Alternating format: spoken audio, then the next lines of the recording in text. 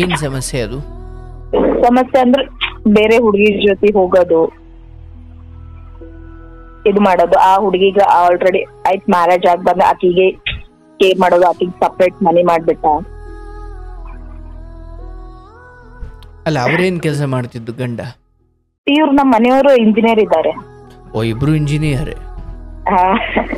ಒಳ್ಳೆ ಕತೆ. ಮೌಶಿ ಅಂದ್ರೆ ನಮ್ಮ ಅಪ್ಪಂದು ತಂಗಿ. ಮೌಶಿ ಇಲ್ಲ, ನಮ್ಮ ಅಮ್ಮಂದು ತಂಗಿ ಮಗಳು. ನಿಮ್ ಚಿಕ್ಕಮ್ಮನ ಮಗಳೇ? ಹಾ. ಓಕೆ. ಆಕೆಗೆ ಬೇರೆ ಮದುವೆ ಆಗಿತ್ತು? ಬೇರೆ ಮದ್ವೆ ಆಗಿದ್ದಿಲ್ಲ ಆಕಿಂದ್ನು. ಇವರಿಗೆ ಈತನೊಂದಿಗೆ ಆಕೆಗೆ ಮದುವೆನೇ ಆಗಿದ್ಯಾ?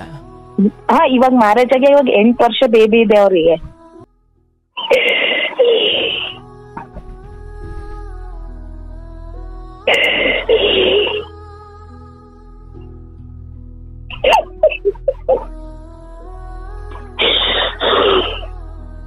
ನೀವು ಅಲ್ಲಿಂದ ಬಿಟ್ಟು ಬಂದು ಎಷ್ಟು ವರ್ಷ ಆಯ್ತು?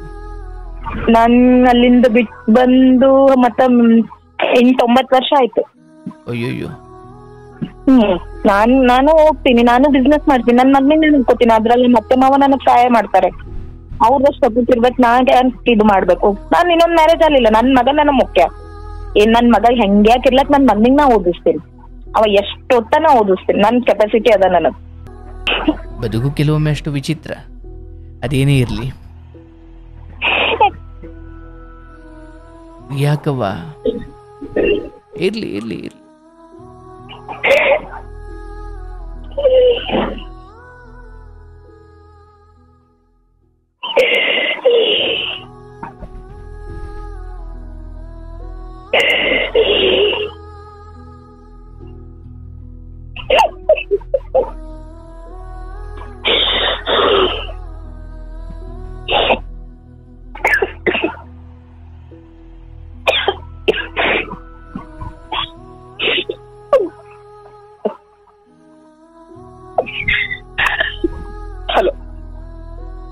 ಇರ್ಲವ, ಹತ್ತು ಬಿಡು, ನಿಂಗೆ ಸಮಾಧಾನ ಆಗುವಷ್ಟು ಹತ್ತು ಬಿಡು. ಅದೇನೇ ಇರ್ಲಿ ತಾಯಿ, ಮನಸ್ಸು ಬಿಚ್ಚಿ ಮಾತಾಡು. ಪಾಪ ಏನೋ ಮನಸ್ಸಲ್ಲಿ ದುಃಖ ಇಟ್ಕೊಂಡಿದ್ದೀರಿ, ಅರ್ಥವಾಗುತ್ತೆ. ಆದ್ರೆ ಮಾತಾಡ್ತೀನಿ. ನಿನ್ನ ಮನಸ್ಸಲ್ಲಿರೋ ನೋವನ್ನೆಲ್ಲ ಹೊರಗಡೆ ಹಾಕ್ಲಿಕ್ಕೆ ಈ ಸಮಯ ಬಂದಿದೆ. ದುಃಖ ಎಲ್ರಿಗೂ ಇದ್ದಿದ್ದೆ. ಆದರೆ ನೋಡಿ, ನೀವು ಎಷ್ಟೆಲ್ಲ ಓದಿದ್ದೀರಿ, ತಿಳ್ಕೊಂಡಿದ್ದೀರಿ. ಆದರೆ ಯಾಕೋ ಬದುಕು ಇವತ್ತಿಗೆ ಸ್ವಲ್ಪ ಈ ಸ್ಥಿತಿಗೆ ಬಂದು ನಿಲ್ತಿದೆ. ಆದರೆ ಮತ್ತೆ ಬದಲಾಗುತ್ತವ, ಮತ್ತೆ ಒಳ್ಳೇದಾಗುತ್ತೆ. ಧೈರ್ಯವಾಗಿರು. ಯಾಕೆ ಬದುಕೆಲ್ಲ ಏನು ಇಲ್ಲಿಗೆ ಮುಗಿದೋಗಿಲ್ಲ. ಧೈರ್ಯವಾಗಿ. ಇಲ್ಲೆಲ್ಲ ಹೆಣ್ಮಕ್ಳ ಕತೆ ಎಲ್ಲ ಕೇಳ್ತೀರಾ? ಬಹಳಷ್ಟು ಕೇಳಿದ್ದೀನಿ ಗುರುಗ. 2 ವರ್ಷದಿಂದ ಅಂದ್ರೆ ತುಂಬಾ ಕತೆ ಕೇಳಿರ್ತೀರ ಹಂಗಾದ್ರೆ. ಯಾಕೆ ಇಷ್ಟೊಂದು ದುಃಖದಲ್ಲಿದ್ದೀರಿ? ಏನಿಲ್ಲ ಗುರುಗಳ, ನನ್ನ ಹಸ್ಬೆಂಡ್ ಸ್ವಲ್ಪ ಸಮಸ್ಯೆ. ಇರ್ಲವಾ, ಹೇಳ್ತಾಯಿ, ಏನ್ ವಿಚಾರ? ನಿಮಗೆ ಎಷ್ಟು ವರ್ಷ? ನನಗೆ 36. 36 ವರ್ಷ. ಮದುವೆ ಆಗಿ ಎಷ್ಟು ವರ್ಷ ಆಯ್ತು?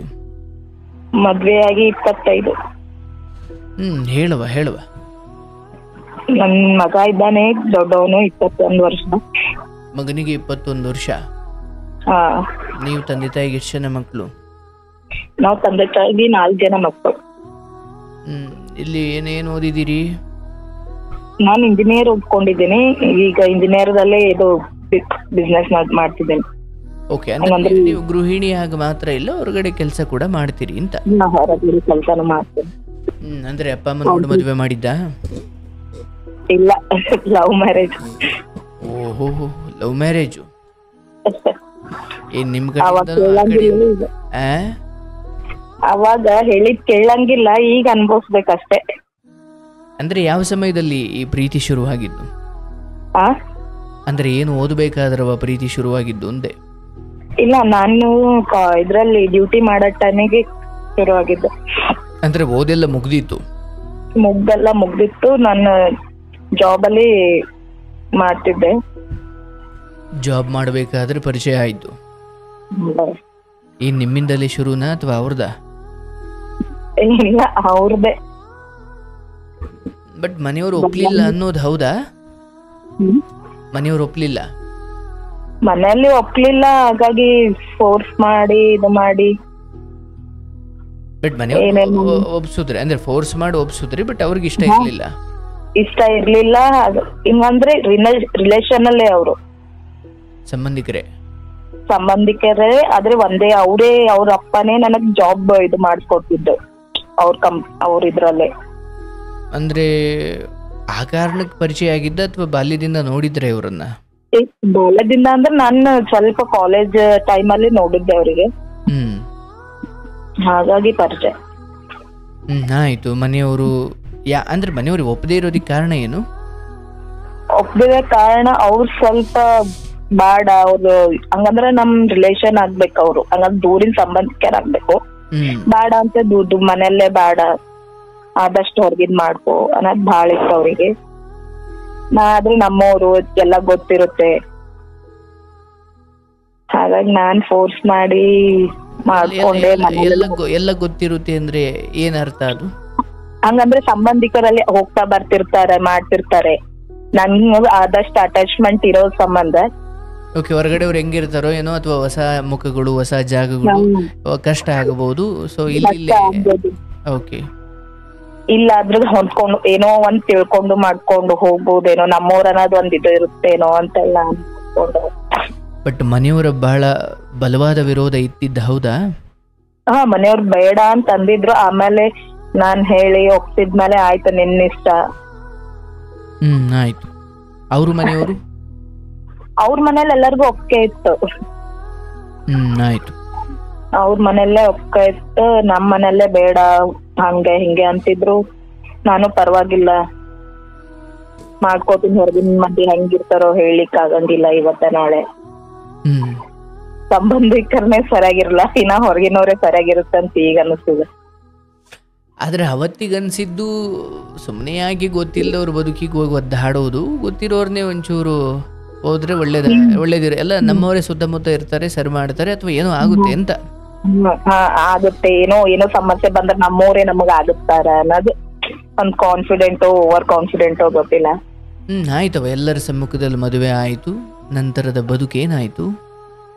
ನಂತರದ ಬದುಕು ಅವ್ರು ಇನ್ನೊಂದು ಮ್ಯಾರೇಜ್ ಆದ್ರು ನಮ್ಮ ಮನೆಯವರು. ಅಲ್ಲ, ಈಗ ನೀನು ಒಂದೇ ಸತಿ ಅದನ್ನ ಹೇಳಬೇಡ, ಬಟ್ ಓಕೆ, ಅಲ್ಲಿಂದ ಇಬ್ರು ಕೆಲಸ ಮಾಡ್ತಾ ಇದ್ರೆ ಚೆನ್ನಾಗಿದ್ದೆವು. 5-6 ವರ್ಷ ತನ ಚಲೋ ಇದು, ಮಗು ಆಯ್ತು, ದೊಡ್ಡದಾಯ್ತು, ನನ್ ಮಕ್ಳು ಕಾಲೇಜ್ ಅದು ಇದು ಓದ್ತಾ ಇದ್ರು. 5-6 ವರ್ಷ ನನ್ ಮಗ 5th ಸ್ಟ್ಯಾಂಡರ್ಡ್ ಹಿಡ್ದಾಗಿದ್ದು ಚಾಲು ಆಯ್ತು ಸಮಸ್ಯೆ. ಏನ್ ಸಮಸ್ಯೆ ಅದು? ಸಮಸ್ಯೆ ಅಂದ್ರೆ ಬೇರೆ ಹುಡುಗಿ ಜೊತೆ ಹೋಗೋದು, ಇದು ಮಾಡೋದು. ಆ ಹುಡುಗಿಗ ಆಲ್ರೆಡಿ ಆಯ್ತು ಮ್ಯಾರೇಜ್ ಆಗಿ ಬಂದ, ಆಕಿಗೆ ಕೇರ್ ಮಾಡೋದು, ಆಕಿಗೆ ಸಪ್ರೇಟ್ ಮನಿ ಮಾಡ್ಬಿಟ್ಟ. ಅಲ್ಲ, ಅವ್ರೇನ್ ಕೆಲಸ ಮಾಡ್ತಿದ್ದು ಗಂಡ? ಇವ್ರು ನಮ್ಮ ಮನೆಯವರು ಇಂಜಿನಿಯರ್ ಇದ್ದಾರೆ. ಓ, ಇಬ್ರು ಇಂಜಿನಿಯರ್. ಒಳ್ಳೆ ಕತೆ. ಈಗ ಅಂದ್ರೆ ಬೇರೆ ಹೆಣ್ಣಿನ ಸಹವಾಸ ಶುರುವಾಗಿ ನಿಮಗೆ ಹೆಂಗ್ ಗೊತ್ತು, ಅಥವಾ ಏನ್ ಖಾತ್ರಿ? ಮ್ಯಾರೇಜ್ ಹಾಕೊಂಡ್ ಬಂದಿದ್ದಾರಲ್ಲ, ಇವಾಗ ಆಕಿಗೂ ಈಗ 8 ವರ್ಷ ಮಗು ಇದೆ. ಈಗ ನಾನು ಎಲ್ಲಿಂದ ತಗೊಳ್ತೀನಿ ಅಲ್ಲಿಂದ ಹೇಳಬೇಕು. ಅವತ್ತಿಗೆ ನಿಮಗೆ ಮೊದಲ ಬಾರಿ ಗೊತ್ತಾಗಿದೆ ಹೇಗೆ ಎಂದೆ? ನನಗ್ ಮೊದಲ ಬಾರಿ ಗೊತ್ತಾಗಿದ್ದು, ಹಾಗಾದ್ರೆ ಅವಳು ನಮ್ಮ ಮೌಶಿ ಮಗಳೇ. ಔಷಿ ಅಂದ್ರೆ? ಮೌಶಿ ಅಂದ್ರೆ ನಮ್ಮ ಅಪ್ಪಂದು ತಂಗಿ. ಮೌಶಿ ಇಲ್ಲ, ನಮ್ಮ ಅಮ್ಮಂದು ತಂಗಿ ಮಗಳು. ನಿಮ್ ಚಿಕ್ಕಮ್ಮನ ಮಗಳೇ? ಓಕೆ. ಆಕೆಗೆ ಬೇರೆ ಮದುವೆ ಆಗಿತ್ತು? ಬೇರೆ ಮದ್ವೆ ಆಗಿದ್ದಿರ್ಲ ಆಕಿನ್ನು. ಇವರಿಗೆ ಈತನೊಂದಿಗೆ ಆಕೆಗೆ ಮದುವೆನೇ ಆಗಿದ್ಯಾ? ಇವಾಗ ಮ್ಯಾರೇಜ್ ಆಗಿ ಇವಾಗ 8 ವರ್ಷ ಬೇಬಿ ಇದೆ ಅವರಿಗೆ. ಬಟ್ ನಿಮಗ್ ಗೊತ್ತಿರ್ಲಿಲ್ಲ ಅಂದ್ರೆ ಮ್ಯಾರೇಜ್ ಆದ್ಮೇಲೆ ನಿಮಗ್ ಗೊತ್ತಾಗಿತ್ತು? ಮ್ಯಾರೇಜ್ ಆಗಿಂದ ಗೊತ್ತಾಯ್ತು ನನಗೆ, ಇದು ಮೊದ್ಲೇ ಎಲ್ಲ ಗೊತ್ತಿರ್ಲಿಲ್ಲ ನನಗೆ. ಬಟ್ ನೀವೇ ಮೊದಲನೇ ಹೆಂಡತಿ ಅಂದ್ರೆ ನಿಮ್ದೇ ಮೊದಲೇ ಮದುವೆ ಆಗಿ ಆಮೇಲೆ ಕಳ್ಳಾಟ ಅಲ್ಲ ಆಗಿರೋದಾ? ಮೊದ್ಲು ನಮ್ದು, ಆಮೇಲೆ ನಂತರ ಅವಳು ಮ್ಯಾರೇಜ್ ಆಗಿದ್ದ ಅವ್ರು ಬಂದು.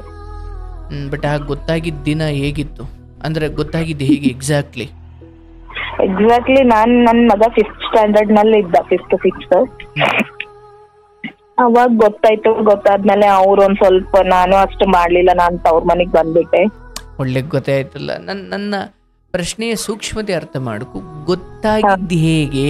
ಗೊತ್ತಾಯ್ತು ಅಂದ್ರೆ ಏನು ಬೀದಿ ಮ್ಯಾರೇಜ್ ಆಗಿಂದ ಮನೆಗೆ ಕರ್ಕೊಂಡ್ ಬಂದಿದ್ರು ಅವರು. ಮ್ಯಾರೇಜ್ ನಾನು ಇವಳಿಗೆ ಇಷ್ಟಪಟ್ಟಿದ್ದೆ, ಮನೆಗೆ ಕರ್ಕೊಂಡ್ ಬರ್ತೀನಿ ಅಂತ ಮನೆಗೆ ಕರ್ಕೊಂಡ್ ಬಂದಿದ್ರು. ಅಯ್ಯೋ ದೇವ್ರೆ, ಮನೆಗೆ ಕರ್ಕೊಂಡ್ ಬಂದಿದ್ರಾ? ಮನೆಯಲ್ಲೇ ಕರ್ಕೊಂಡ್ ಬಂದಿದ್ರು. ಅಂದ್ರೆ ನಿಮ್ ಭಯ ಇರ್ಲಿಲ್ವಾ ಅಂತ? ಅವ್ರಿಗೆ ನನ್ ಜೊತೆ ಎಲ್ಲ ನಾರ್ಮಲ್ ಆಗಿ ಇರ್ತಿದ್ರು. ನನಗ್ ಯಾವ್ದು ಹಿಂಗ ಈಗ ನಾರ್ಮಲ್ ಆಗಿ ಎಷ್ಟೋ ಹುಡುಗಿಯರ್ ಈಗ ನಾವು ಡೌಟ್ ಪಟ್ರ ಅದನ್ನ ಹುಡುಗರು 108 ಕಡೆ ಹೋಗ್ತಾರ ಬರ್ತಾರ. ಈಗ ಸಣ್ಣ ವಿಷಯಕ್ ನಾವು ಡೌಟ್ ಪಟ್ರ ನಮ್ಮಲ್ಲೇ ಬಿರುಕ್ ಕೂಡ್ತದ. ಎದಕ್ ಕೇಳ್ಬೇಕು ಅಷ್ಟ ಕೇಳ್ತಿದಿರ್ಲಿಲ್ಲ ನಾವು. ಯಾಕೆ ಕೇಳ್ಬೇಕು? ಏನೋ ಒಂದ್ ಬಿಸ್ನೆಸ್ ಸಲುವಾಗೋ ಏನೋ ಒಂದು ಇದ್ರ ಸಲುವಾಗೋ ಮಾತಾಡ್ತಾರ. ನಿಮ್ ಪ್ರಬುದ್ಧತೆ ಆಗಿತ್ತು ಅದು. ಅವಾಗ ನಾನ್ ಸುಮ್ ಮಜಾಕೋ ಏನೋ ಅಂತ ಹೇಳ್ದಿದ್ದೆ. ಇಲ್ಲ ಇದು ಸೀರಿಯಸ್ ಅಂತ ಅದ್ ಹೇಳಿದ್ರು. ಇಲ್ಲ ನೀವ್ ಸುಮ್ ಮಜಾಕ್ ಮಾಡ್ಲಿಗತ್ತೀರಿ ಹಂಗ ಹಿಂಗಂತ ನಾನು ಹಂಗೆ ಅನ್ಕೋತೆ ಬಂದೆ. ಇಲ್ಲ ಇದು ಸೀರಿಯಸ್ ಅದ ಪೂರ ಅದು. ಮತ್ ನಮ್ಮ ಅಮ್ಮಾಗ ಹೇಳ್ದೆ, ಅವ್ರಿಗೆ ಹೇಳ್ದೆ, ಇವ್ರಿಗೆ ಹೇಳ್ದೆ. ಯಾರು ನಿನ್ ಹಣೆ ಬರದಾಗ ಏನಿರ್ತದ ಹಾಗೆ ಆಗ್ತದ, ನಾವೇನು ಮಾಡ್ಲಿಕ್ ಬರಂಗಿಲ್ಲ. ಆಯ್ತವ ಮಾಡ್ಕೊಂಬಂದ್ರ ನೀ ಅಡ್ಜಸ್ಟ್ ಆಗಿ ಹೋಗೇಬೇಕು. ಅವೆಲ್ಲ ಸಮಸ್ಯೆ ಶುರು ಆಯ್ತು. ನಾನು ಬೇಡ ಅಂತ ನನ್ ಮಗನಿಗೆ ಕರ್ಕೊಂಡು ನಾನು ಸಪ್ರೇಟ್ ಬಂದ್ಬಿಟ್ಟೆ. ಓ, ಅಂದ್ರೆ ಈಗ ಆ ಮನೇಲಿ ಅವ್ರಿಬ್ರು ಇದಾರ? ಅವ್ರಿಬ್ರೇ ಇದ್ದಾರೆ. ಅಯ್ಯೋ, ಅಂದ್ರೆ ಅವ್ರ ಅಪ್ಪ ಅಮ್ಮ ಯಾರು ಕೇಳಲ್ವಾ? ಅಂದ್ರೆ ಆ ಹುಡುಗಿ ಅಪ್ಪ ಅಮ್ಮ ಅಂದ್ರೆ ನಿಮ್ಮ ಹುಡುಗನ ಅಪ್ಪ ಅಮ್ಮ ನನ್ನ ಹತ್ರ ಬರ್ತಾರೆ ಹೋಗ್ತಾರೆ ಎಲ್ಲ. ನನ್ ಮಗಂದು ಎಜುಕೇಶನ್ ಸಲುವಾಗಿ ನೋಡ್ಕೊಳ್ಳೋದು ಮಾಡೋದೆಲ್ಲ ಅವ್ರೆ, ಹುಡುಗನ ಅಪ್ಪ ಅಮ್ಮನೇ. ಅಲ್ಲ ನನ್ ಹಸ್ಬೆಂಡ್. ಆಯ್ತು ಬಿಡು. ಅಂದ್ರೆ ನಿಮ್ಮ ಅತ್ತೆ ಮಾವ ಅಂತ? ನಮ್ಮ ಅತ್ತೆ ಮಾವನೇ ನೋಡ್ಕೊಳ್ಳೋದು. ನನ್ ಪ್ರಶ್ನೆ ಇರೋದು, ಆ ಹುಡುಗಿ ಅಪ್ಪ ಅಮ್ಮ ಅಂದ್ರೆ ನಿಮ್ಮ ಅಮ್ಮನ ತಂಗಿ? ನಾನ್ ಅವ್ರ ಜೊತೆ ಮಾತಾಡಿಲ್ಲ, ಅಷ್ಟ್ ಕಾಂಟ್ಯಾಕ್ಟ್ ಅಲ್ಲೂ ಇಲ್ಲ. ನನಗದು ಏನೋ ಅಷ್ಟು ಗೊತ್ತಿಲ್ಲ. ನಾನ್ ಅವ್ರ ತನ್ನಲ್ಲಿ ನಾನ್ ಸಪ್ರೇಟ್ ಆಗ್ಬಿಟ್ಟೆ ನಾನು. ಬಟ್ ಅವ್ರಿಗೆ ವಿರೋಧ ಇದೆಯಾ? ಪರವಾಗಿಲ್ಲ, ಅವನ ಜೊತೆ ಇರೋ ಅನ್ನೋಷ್ಟು ಇದಾರ ಅವ್ರ ಮನಸ್ಥಿತಿ ಅಂದಾಜು? ಅವ್ರಾಗಿ ತಿಳ್ಕೊಂಡ್ ಬಂದ್ರೆ ನಾನು ಈಗ್ನೂ ಅವ್ರ ಜೊತೆ ಇರಕ್ ಸಾಧ್ಯ ಇದ್ದೇನೆ. ಅಲ್ಲ, ಆ ಹುಡುಗಿ ಅಪ್ಪ ಅಮ್ಮ ಇವಳನ್ನ ಈ ಬುದ್ಧಿಯನ್ನ ವಿರೋಧಿಸುವಷ್ಟಿದಾರ? ಇಲ್ಲ ಓಕೆ ಅಂತಾರ ಅವ್ನ. ಆಯ್ತಾ, ಅವ್ಕಿನ್ ಹಣೆ ಬರ್ದಾಗ ಅವ್ರು ಅವ್ರ ಅಪ್ಪ ಅಮ್ಮನೂ ಅದೇ ಹೇಳಿದ್ದು. ಅವತ್ ಒಂದ್ಸಲ ಎಲ್ಲರೂ ಕೂಡ್ಸ್ಕೊಂಡು ಮಾತಾಡಿ ಇದಾದ್ಮೇಲೂ ಆಯ್ತಾ ನಾ ಅವ್ನಿಗೆ ಇಷ್ಟಪಟ್ಟ ನಾನೇನಂದೆ, ಅವಳ ಜೊತೆನೂ ಇರಿ ನನ್ ಜೊತೆನೂ ಇರಿ, ನಾನ್ ನಿಮಗ್ ಬೇಡ ಅನ್ನಂಗಿಲ್ಲ. ಅದ್ರ ನನ್ ಮಗನ್ ನೋಡಿ, ನನ್ ಎಜುಕೇಶನ್, ನನ್ ಮಗನ್ ಎಜುಕೇಶನ್ ನನ್ಗ ಅದು ಏನೂ ಆಗಂಗಿಲ್ಲ. ನಿನ್ನಿ ಸಪ್ರೇಟ್ ಇದ್ಬಿಡು, ನಾನ್ ಇವಳ ಜೊತೆನೇ ಇರ್ತೀನಿ. ಓಕೆ, ಅಂದ್ರೆ ನಿಮ್ ಮಕ್ಕಳ ವಿಚಾರವಾಗಿ ಟೇಕ್ ಕೇರ್ ತಗೊಳಕ್ಕೂ ಅವ್ರು ತಯಾರಿಲ್ಲ? ಅವ್ರ ಅಪ್ಪ ಅಮ್ಮ ಅಂದ್ರೆ ನಾನ್ ಹುಡುಗನ ಅಪ್ಪ ನನ್ ಹಸ್ಬೆಂಡ್ ಅಪ್ಪ ಅಮ್ಮನೂ ಹೇಳಿದ್ರು, ನಾನ್ ನೋಡ್ಕೋತೀನಿ, ಅವ ನನ್ ಮೊಮ್ಮಗ, ಇನ್ ಕೇರ್ ಮಾಡ್ಬೇಡ, ನಾನ್ ನಿಮಗ್ ನೋಡ್ಕೋತೀನಿ. ಅವ್ರ ಅಪ್ಪ ಅಮ್ಮನ್ಗೂ ವಿರುದ್ಧ ಇದ್ದಾನೆ ಅವನು. ಬಟ್ ನಿಮ್ಮ ಅತ್ತೆ ಮಾವ ನಿನ್ ಪರ ಇದ್ದಾರೆ? ನನ್ ಪರ ಇದ್ದಾರೆ. ಬಟ್ ಆ ಮಗನ ಅಕ್ರಮ ಸಂಬಂಧವನ್ನ ವಿರೋಧಿಸುವಷ್ಟಿಲ್ಲ, ಬಟ್ ನಿಮ್ಗೆ ಅನ್ಯಾಯ ಆಗೋಕ್ಕೂ ಬಿಡಲ್ಲ ಅನ್ನೋ ತರನೇ ಅವ್ರಿದ್ದಾರೆ ಅಂತ? ಅವ್ರಿದ್ದಾರೆ. ನನ್ ಮಗನ ಎಜುಕೇಶನ್ ಅದು ಇದು ಅವರೆಲ್ಲ ನೋಡ್ಕೊತಿದ್ದಾರೆ ಅವ್ರು ಇವಾಗಾದ್ರು. ಬಟ್ ಅವ್ರ ಮಗನನ್ನ ತಿದ್ದೋ ಶಕ್ತಿ ಅಥವಾ ಹಿಡಿತ ಅವ್ರಿಗಿಲ್ಲ? ಕೇಳಂಗಿಲ್ಲ, ಕೇಳಿದ್ರೆ ಹೊಡೆಯೋದು. ಅಪ್ಪ ಅಮ್ಮನಿಗೆ ಬೆಳೆಸವ್ನವನು, ಇನ್ನ ಮಕ್ಳು ಹೆಂಡತಿ ಎಲ್ಲಿಂದ ಹಾಡ್ದ ಅಪ್ಪ ಅಮ್ಮಗೆ ಬಿಡಂಗಿಲ್ಲ ಅವನು, ಅಷ್ಟು ಕ್ರೂರಿ. ಇನ್ನ ನಾವೆಲ್ಲ ಯಾ ಲೆಕ್ಕ? ಕಳ್ಳ ಬಳ್ಳಿ ಅನ್ನೋದೇ ಅವನ ಹತ್ರ ಸುಟ್ಕೊಂಡ್ ಹೋದ್ಮೇಲೆ ತಾಯಿ ಸಂಬಂಧನೇ, ತಾಯಿ ಪ್ರೀತಿ ಏನನ್ನೋದೇ ಗೊತ್ತಿಲ್ಲ. ತಾಯಿಗ್ನು ಹೆಂಗ್ ಬೇಕಂಗ್ ಮಾತಾಡ್ತಾನ, ಹೆಂಗ್ ಬೇಕಂಗ್ ಅಂತಾನ. ಇಲ್ಲ ನಾವ್ ಯಾ ಲೆಕ್ಕ ಅವನಿಗೆ? ನೀವ್ ಅಲ್ಲಿಂದ ಬಿಟ್ಟು ಬಂದು ಎಷ್ಟು ವರ್ಷ ಆಯ್ತು? ನಾನ್ ಅಲ್ಲಿಂದ ಬಿಟ್ಟು ಬಂದು ಮತ್ತ 8-9 ವರ್ಷ ಆಯ್ತು. ಅಯ್ಯೋ. ನಾನು ಹೋಗ್ತೀನಿ, ನಾನು ಬಿಸ್ನೆಸ್ ಮಾಡ್ತೀನಿ, ನನ್ ಮಗನಿಂದ ನೋಡ್ಕೋತೀನಿ. ಅದ್ರಲ್ಲಿ ಮತ್ತೆ ಮಾವ ನನಗ್ ಸಹಾಯ ಮಾಡ್ತಾರೆ. ಅವ್ರದಷ್ಟು ಸಪೋರ್ಟ್ ಇರ್ಬೇಕು, ನಾಗೆ ಇದು ಮಾಡ್ಬೇಕು. ನಾನ್ ಇನ್ನೊಂದ್ ಮ್ಯಾರೇಜ್ ಆಗ್ಲಿಲ್ಲ, ನನ್ ಮಗ ನನಗ್ ಮುಖ್ಯ. ನನ್ ಮಗ ಹೆಂಗ್ಯಾಕಿರ್ಲಕ್ ನನ್ ಮಗನಿಗೆ ನಾ ಓದಿಸ್ತೀನಿ. ಅವ ಎಷ್ಟೊತ್ತ ನಾ ಓದಿಸ್ತೀನಿ. ನನ್ ಕೆಪಾಸಿಟಿ ಅದ, ನನಗ್ ಅಷ್ಟ್ ಕೆಪಾಸಿಟಿ ನನಗ್ ಕೊಟ್ಟ. ನನಗ ನನ್ ಮಕ್ಳಿಗೆ ನೋಡ್ಕೊಳಷ್ಟು ಸಾಕು. ನಾ ಏನೋ ಅವನ್ ನಿಂತ ₹1 ನಾ ಕೇಳಂಗಿಲ್ಲ, ಈಗಾದ್ರೂ ಕೇಳಂಗಿಲ್ಲ. ಯಾಕೆ ಕೇಳ್ಬೇಕು? ಕೇಳಿದ್ರೆ ನನ್ ಇಜ್ಜತ್ ಹಾಳಾಗ್ತದಲ್ಲಿ. ಅವ ಮಾಡ್ಕೊಂಡ್ ಬಂದ್ ಅವ ಆರಾಮ. ನಾ ಯಾಕೆ ಬೇರೆಯವ್ರ ಸಲುವಾಗಿ ದುಃಖ ಪಡ್ಬೇಕು? ಒಂದ್ ನಿಮಿಷ ಆ ದುಃಖ ಬೇರೆಯವ್ರ ಎದುರು ಹೇಳ್ಕೊಂಡ್ ಸಮಾಧಾನ ಆಗ್ತದ. ಒಂದೇ ಒಂದ್ ಕಾರಣಕ್ ನಾ ನಿಮಗ್ ಹೇಳ್ಕೊಬೇಕನ್ನೋರು ಯಾರು ಇಲ್ಲ ಇಲ್ಲಿ ನನ್ನ ಹತ್ರ. ಅಕ್ಕಪಕ್ಕ ನಮ್ಮ ಅವ್ವ ಅಪ್ಪನು ನಿನ್ ಹಣೆ ಬರ ಏನದ ಅದು ಆಗ್ಯದ ಅನ್ನೋರು ಇದ್ನಲ್ಲಿ ನಾವು ಬೇರೆಯವ್ರ ಸಲುವಾಗಿ ಗಿದ್ದು ಅಂದು ಏನ್ ಉಪಯೋಗ? ಅವ ಚಲೋ, ನಾನು ಚಲೋ ಇರ್ಬೇಕು. ನನ್ ಮಗ ಅವನ್ಕ ದೊಡ್ಡ ಸ್ಥಾನದಾಗ ಹೋಗ್ಬೇಕು. ಅವಾಗ ಅವನಿಗೆ ಗೊತ್ತಾಗ್ತದ ಈಕೀಗ ಎದಕ್ ಬಿಟ್ಟೆ ಅನ್ನೋದು. ಮಗನ್ ಕುರಿತು ಯಾವುದೇ ಪ್ರೀತಿ ಇಲ್ವಾ?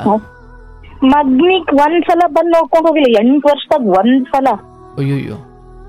ಒಂದೇ ಒಂದ್ಸಲ ನನ್ಗಾಯ್ತು, ನಂಗ್ ದೇಶಕ್ಕಲ್ಲ, ನನ್ ಮಗ ಏನ್ ತಪ್ಪು ಮಾಡಿದ್ದ? ಅವ ನಿನ್ ರಕ್ತ ಹಂಚ್ಕೊಂಡ್ ಹುಟ್ಟಿದ್ನಾನ ಇಲ್ಲ? ನನಗ್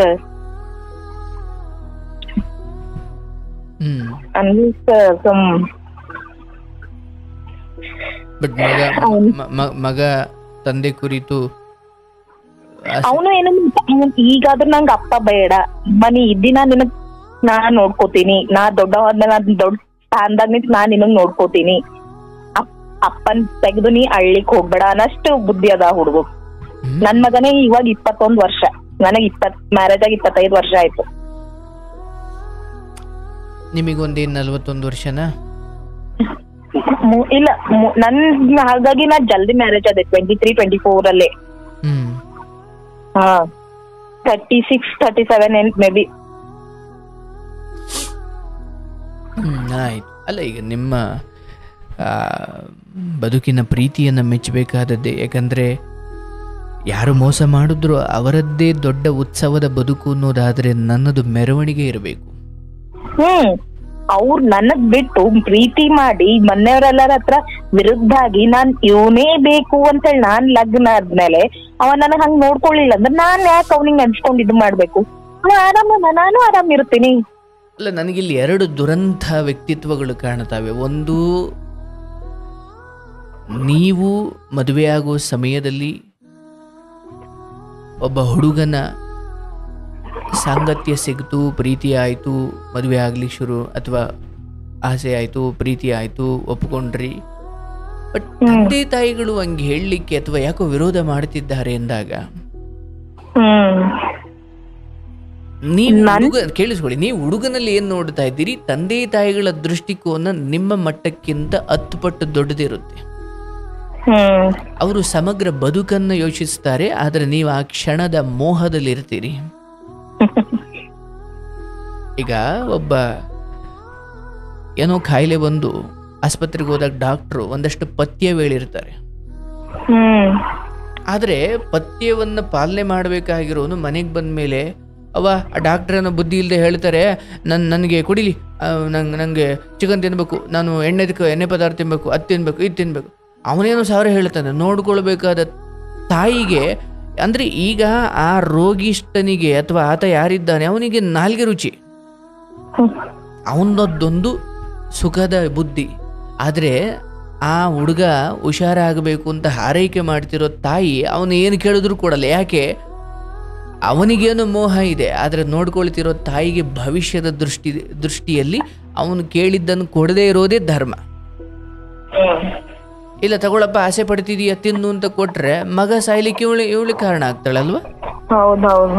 ಅರ್ಥಾತ್ ಕೆಲವೊಮ್ಮೆ ಹೇಗೆ ನಾಲಿಗೆಗೆ ಚಪಲ ಒಟ್ಟುತ್ತೋ, ಬಾಯಿಗೆ ಚಪಲ ಒಟ್ಟುತ್ತೋ, ಹಾಗೆ ಹೆಣ್ಣು ಮಕ್ಕಳಿಗೂ ಕೆಲವು ಚಪಲಗಳ ಕಾರಣಕ್ಕಾಗಿ ತಮ್ಮ ಜೀವನ ಹಾಳು ಮಾಡಿಕೊಂಡಿರ್ತಾರೆ. ತಂದೆ ತಾಯಿಗಳು ಹೇಳುವ ಆ ಮಾತುಗಳು ಅವತ್ತಿಗೆ ಅವರಿಗೆ ರುಚಿಸುವುದಿಲ್ಲ. ಯಾಕೆ? ಅವರಿಗೆ ಮೋಹ ದೊಡ್ಡದಾಗಿರುತ್ತೆ. ನನ್ನ ಪ್ರೀತಿ ಗಡ್ಡ ಬಂದಿದ್ದಾರೆ, ನಾನೀಗ 18 ವರ್ಷ ಮೇಲ್ಪಟ್ಟವಳು, ನಾನು ಓಡೋಗ್ತೀನಿ, ನೀವೇನು ಮಾಡ್ಕೊಳ್ತೀರಾ? ಹಿಂಗ್ ಹೋಗಿ ಹಾಳಾದವ್ರು ತುಂಬಾ ಜನ ಇದ್ದಾರೆ. ಆದ್ರೆ ನಿಮಗೆ ಓದಿಸಿ ನಿಮಗೆಲ್ಲ ಬೇಕು ಬೇಡಗಳನ್ನ ಈಡೇರಿಸಿದ ತಾಯಿ ತಂದೆ ಕಡೆಗೂ ನಿನ್ನ ಇಚ್ಛೆಯಂತೆ ಬಂದ್ರೆ ಹೊರತು ಅವ್ರ ಹಠವನ್ನು ದೊಡ್ಡದು ಮಾಡ್ಲಿಲ್ಲ. ಅವ್ರು ಮಾಡೋಕ್ ಹೋದ್ರು, ಬಟ್ ನೀನ್ ಕೇಳಲಿಲ್ಲ. ಇದು ಒಂದು. ಎರಡನೇದು, ನನ್ನ ನಂಬಿಕೊಂಡು ಬಂದಿರೋ ಒಂದು ಹೆಣ್ಮಗಳು ಅವ್ರ ತಂದೆ ತಾಯಿ ಅವ್ರ ಬಂಧು ಬಳಗನೆಲ್ಲ ವಿರೋಧ ಮಾಡ್ಕೊಂಡು ಬಂದಿದ್ದಾಳೆ. ನಾನು ಹೆಂಗಿರಬೇಕು, ನಾನು ಈ ಸಮಯದಲ್ಲಿ ಯಾರ ಬಾಯಿಗೂ ಸಿಗದಂಗೆ ಬದುಕಬೇಕು ಅನ್ನೋದು ಇವ್ರಿಗಿರ್ಬೇಕಿತ್ತು. ಆದ್ರೆ ಇದಕ್ಕಿಂತ ದೊಡ್ಡ ದುರಂತ ಅಂದ್ರೆ ಒಂದು ಹೆಣ್ಣನ್ನು ಮನೆಗೆ ಕರ್ಕೊಂಡು ಬಂದಾಗ ಆ ತಾಯಿ ತಂದೆಗೆ ಒಡೆಯುವಷ್ಟು ಹೋಗಿರೋ ಈ ವ್ಯಕ್ತಿ, ನಿನ್ನ ಮಗ ಒಂದ್ ವೇಳೆ ಇಂಥವ್ರ ಹತ್ರ ಬದುಕಿದ್ರೆ ಎಂಥ ಮಗ ಸಿಗ್ತಿದ್ದ ಗೊತ್ತೇ ನಿಮ್ಗೆ? ಅದಕ್ಕೆ ಅವ್ರ ಅಂತ ಸಾವಾಸ ಬೇಡ, ನನ್ ಮಗ ಅವ್ರಂಗ ಆಗದೇ ಬೇಡ ಅಂತ ಹೇಳಿ ನಾನ್ ಆರಾಮ್ ನನ್ ಮಗನಿಗೆ ಹೆಂಗ್ ಅಂತ ವಾತಾವರಣದಲ್ಲಿ ಬೆಳೆದು ಬಿಟ್ಟಿದ್ದ ಅಂದ್ಕೊಳ್ಳಿ, ನಿಮ್ ತ್ಯಾಗ ಎಲ್ಲ ವ್ಯರ್ಥ ಆಗ್ಬಿಡೋದು. ಯಾಕಂದ್ರೆ ಈಗ ಇರುವ ದೊಡ್ಡ ಆಸ್ತಿ ನಿಮ್ಮ ಮಗ, ನನ್ ಮಗ. ಆ ಆಸ್ತಿ ಇಬ್ರು ನನ್ ಮಕ್ಳು, ಇಬ್ರು ಒಂದು ಹೆಣ್ಣು ಒಂದು ಗಂಡು. ಬಟ್ ಸಾವಿರಾರು ಹೆಣ್ಣು ಮಕ್ಕಳಿಗೆ ಈ ಸಮಯದಲ್ಲಿ ಕಡೆಯಲ್ಲಿ ನೀನು ಬಳಸಿದ ಮಾತುಗಳಿದ್ದಾವಲ್ಲ, ಹೌದು, ಕಣ್ಣೀರ ಹಾಕಿದ್ರಿ, ದುಃಖ ಪಟ್ರಿ. ಯಾಕಂದ್ರೆ ನನ್ನ ಮುಂದೆ ನಿಮಗೆ ಆ ನೋವನ್ನು ಹಂಚಿಕೊಳ್ಳಿಕ್ಕೆ ಹಕ್ಕಿದೆ, ಅಥವಾ ಅದಕ್ಕೆ ಅವಕಾಶ ಇದೆ, ಅಥವಾ ಅದರಲ್ಲಿ ಏನೋ ಒಂದು ಶುದ್ಧ ದೈವಿಕವಾದ ಸಾಂತ್ವನ ಇದೆ. ಆದರೆ ಅದನ್ನು ಮೀರಿ ನಾನು ಬದುಕ್ತೀನಿ, ನಾನು ಮಕ್ಕಳಿಗೋಸ್ಕರ ಜೀವಂತವಾಗಿರ್ತೀನಿ, ಮತ್ತೆ ನಾನು ಇನ್ನೊಂದು ಮದುವೆ ಅದು ಇದು ಅಂತ ಹೋಗಿದ್ದಿದ್ರೆ ಬಹುಶಃ ಮಕ್ಕಳ ದೃಷ್ಟಿಯಲ್ಲೂ ಕೆಟ್ಟವಳಾಗಿ ಇನ್ಯಾರೋ ಕೂಡ ಟಿಶ್ಯೂ ಪೇಪರ್ ತರ ಬಳಸಿ ಬಿಸಾಡೋಣ ಅಷ್ಟೆ ಅಲ್ವನವ? ಹೌದು. ಈಗ ನಾನ್ ಇನ್ನೊಬ್ಬನ್ ಸಂಬಂಧ ಮಾಡಿದ್ರೆ ನನ್ ಮಕ್ಳು ಅಂತಾರೆ ಇವನು ತಂದೆ ಮಾಡಲ್ಲ ತಾಯಿ ಮಾಡಲ್ಲ ಅಂತ ಏನ್ ಗ್ಯಾರಂಟಿ? ಮೆಚೂರ್ ಆದ್ಮೇಲೆ ಅವ್ರು ಕೇಳ್ತಾರ. ಅದೇ ಇದನ್ನ ಎರಡು ಆಯಾಮದಲ್ಲಿ ನೋಡಬೇಕು. ಒಂದು ಮಗು, ಇನ್ನು ಮಕ್ಕಳು ಬಹಳ ಚಿಕ್ಕವರಿದ್ದ ಕಾಲದಲ್ಲಿ ಗಂಡ ಅನ್ಯಾಯ ಮಾಡಿ ಅವನು ಇನ್ನೊಬ್ಳು ಯಾರಿಂದಲೂ ಹೊರಟು ಹೋದ ಅಂದಾಗ ಆ ಹೆಣ್ಣು ಜೀವನ ಪೂರ್ತಿ ಒಂಟಿಯಾಗಿ ಉಳಿಯುವುದು ಬೇಡ, ಮಕ್ಕಳು ಚಿಕ್ಕವರು, ಯಾರೊಬ್ಬ ಯೋಗ್ಯನನ್ನು ಮದುವೆ ಆಗೋದ್ರಲ್ಲಿ ತಪ್ಪಿಲ್ಲ. ಅಂದ್ರೆ ಅದು ತಪ್ಪಿಲ್ಲ, ಅದು ಒಂದು ಹೆಣ್ಣಿನ ನಡತೆ ಕೆಟ್ಟಿದ್ದು ಅಂತ ಹೇಳಕ್ಕಾಗಲ್ಲ. ಯಾಕೆ ಗಂಡಕ್ಕೆ ಅವನು ಹೋಗಿದ್ದಾನೆ, ಇವ್ರು ಜೀವನ ಪೂರ್ತಿ ಯಾಕೆ ಒಂಟಿಯಾಗಿರ್ಬೇಕು, ಮಕ್ಕಳು ಚಿಕ್ಕವಿದ್ದಾಗ ಅವ್ರು ಇನ್ನೊಂದು ಮದುವೆ ಆಗುವುದು ಧರ್ಮವೇ ಹೌದು. ಆದ್ರೆ ಆ ಹೆಣ್ಣು ಒಂದು ವಿಚಾರದಲ್ಲಿ ಹೆಮ್ಮೆಯಿಂದ ಇರ್ಬೋದು, ನನ್ನ ಗಂಡನ್ ಬಿಟ್ಟು ಬಂದಿದ್ದಲ್ಲ, ಅವನು ನನ್ನ ಬಿಟ್ಟು ಹೋಗಿದ್ದು ಅಂತ. ಆ ದೃಷ್ಟಿಯಲ್ಲಿ ನೀನ್ ಧರ್ಮದಲ್ಲೇ ಉಳ್ಕೊಂಡಿದ್ದೀಯ. ಇನ್ನೊಂದು ಮದುವೆ ಆಗಿಲ್ಲ ಅನ್ನೋದು ಅದೊಂದು ಅರ್ಧ ವಿಚಾರ, ಅದರಲ್ಲಿ ಶ್ರೇಷ್ಠತೆ ಇದೆ ಹೌದು. ಆದ್ರೆ ಕೆಲವೊಮ್ಮೆ ಅದನ್ನೇ ಸ್ಥಿರವಾಗಿ ಉಳಿಸ್ಲಿಕ್ಕಾಗಲ್ಲ. ಕೆಲವೊಮ್ಮೆ ಮದುವೆ ಆಗುವುದು ಧರ್ಮವೇ ಆಗುತ್ತೆ. ಆದ್ರೆ ನನ್ನ ಗಂಡನಿಗೆ ಇನ್ಯಾವನ್ನೋ ಕಟ್ಟಿಕೊಂಡು ಬಂದು ಮನೆಗೆ ಕರ್ಕೊಂಡು ಬಂದು ನನ್ನ ಗಂಡನಿಗೆ ನಾನು ಅನ್ಯಾಯ ಮಾಡಿಲ್ಲ ಅನ್ನೋ ಹೆಮ್ಮೆಯಿಂದ ನಾನು ಬದುಕಬಹುದು. ಹಾಗಾಗಿ ಮಕ್ಕಳ ದೃಷ್ಟಿಯಲ್ಲಿ ಮಾತ್ರವಲ್ಲ, ಇವತ್ತು ಈ ಕಥೆಯನ್ನು ಹಂಚಿಕೊಳ್ಳೋ ಮೂಲಕ ಸಾವಿರಾರು ಹೆಣ್ಣು ಮಕ್ಕಳಿಗೆ ಯಾವಾಗ ಕಟ್ಟಿಕೊಂಡ ಗಂಡನೇ ನಿಮ್ಮ ಬದುಕಿಗೆ ಮುಳ್ಳಾಗುತ್ತಾನೆ, ಅಥವಾ ಅವನು ಬೇಜವಾಬ್ದಾರಿ ಆಗುತ್ತಾನೆ, ಅಥವಾ ಅವನು ಹಾದಿ ತಪ್ಪುತ್ತಾನೆ, ಆಗೆಲ್ಲ ಪ್ರಾಣವನ್ನು ಕಳ್ಕೊಳ್ಳೋ ಚಿಂತನೆ ಮಾಡೋದಕ್ಕಿಂತ ಇನ್ನು ಬದುಕಲಿಕ್ಕೆ ನನಗೇನು ಮಾರ್ಗ ಇದಾವೆ ಅಂತ ಕಂಡುಕೊಳ್ಳೋದ್ರಲ್ಲಿ ಬಹಳ ಶ್ರೇಷ್ಠತೆ ಇದೆ. ಆದರೆ ನಿಮಗೆ ಈ ನಿಟ್ಟಿನಲ್ಲಿ ಸಹಾಯ ಮಾಡಿದ್ದು ನಿಮ್ಮ ಹೆತ್ತವರು ಕೊಟ್ಟ ವಿದ್ಯೆ. ಅದಿಲ್ಲದೆ ಹೋದ್ರ ಕಥೆ ಅಂದ್ರೆ ನಾನು ಇನ್ನೂ ಸಾಕ್ತೀನಿ, ನನಗೆ ಶಕ್ತಿ ಇದೆ ಅಂತ ಬಾಯಿ ತುಂಬ ಹೇಳ್ತಿದ್ದರಲ್ಲ, ಇದಕ್ಕೆ ಕಾರಣ ಮನೆಯವರು ಕೊಡಿಸಿದ ವಿದ್ಯೆ ಅಥವಾ ಎಜುಕೇಶನ್ ಅಥವಾ ಅಂಥದ್ದು ಯೋಗ್ಯತೆಯನ್ನು ಅವ್ರು ಕೊಟ್ಟಿದ್ದರಿಂದ ನಾಳೆ ದಿನ ಸುಮ್ಮನೆ ಹೇಳ್ತೀನಿ, ನಾಳೆ ದಿನ ಮಕ್ಕಳು ಎಲ್ಲರೂ ಬಿಟ್ಟು ಹೋದ್ರು ನಿಮ್ ಬದುಕು ಶಕ್ತಿ ಇದೆ ಅಂತ. ಹೌದೌದು, ನನ್ನ ಇಬ್ರು ಮಕ್ಕಳು ಇಂಜಿನಿಯರೇ ಓದ್ತಿದ್ದಾರೆ. ವಾ, ಎಲ್ಲ ಅವರೇ ಇರ್ಲಿ ತೊಂದರೆ ಇಲ್ಲ. ಆದ್ರೆ ಒಂದಂತೂ ತಿಳ್ಕೊಳ್ಳಿ, ವಿದ್ಯೆ ನಮಗೆ ಅನ್ನ ಕೊಡುತ್ತವ, ಆದ್ರೆ ಸಂಸ್ಕಾರ ಅನ್ನೋದು ಬಹಳ ಮುಖ್ಯ. ಆಯ್ತು, ಈಗ ನಿನ್ನ ಗಂಡ ನೀವು ಇಬ್ರಲ್ಲೂ ವಿದ್ಯೆಗೆ ಏನ್ ಕಡಿಮೆ ಇತ್ತು? ವಿದ್ಯೆಯಿಂದ ಸಂಸಾರ ಚೆನ್ನಾಗಿರೋದಾಗಿದ್ರೆ ನೀವು ಚೆನ್ನಾಗಿರ್ಬೇಕಿತ್ತಲ್ಲ. ಮತ್ತೆ ವಿದ್ಯೆಗೂ ಸಂಸ್ಕಾರಕ್ಕೂ ವ್ಯತ್ಯಾಸ ಇದೆ. ವಿದ್ಯೆ ಒಬ್ಬೊಬ್ಬ ಕೊಲೆಗಡಕನ್ಗೂ ವಿದ್ಯೆ ಇರುತ್ತವ. ಒಬ್ಬ ಡಾಕ್ಟರ್ಗೂ ಏನ್ ಚಿಕಿತ್ಸೆ ಕೊಡ್ತಿದ್ದಾನೆ ಅದು ವಿದ್ಯೆ. ಆದರೆ ಕೆಲವೊಮ್ಮೆ ಫೀಸ್ ಕಟ್ಲಿಕ್ಕೆ ಆಗ್ಲಿಲ್ಲ ಅಂದಾಗೂ ಪರವಾಗಿಲ್ಲ ಹೋಗಮ್ಮ ಅಂತ ಕಳ್ಸೋದು ಸಂಸ್ಕಾರ.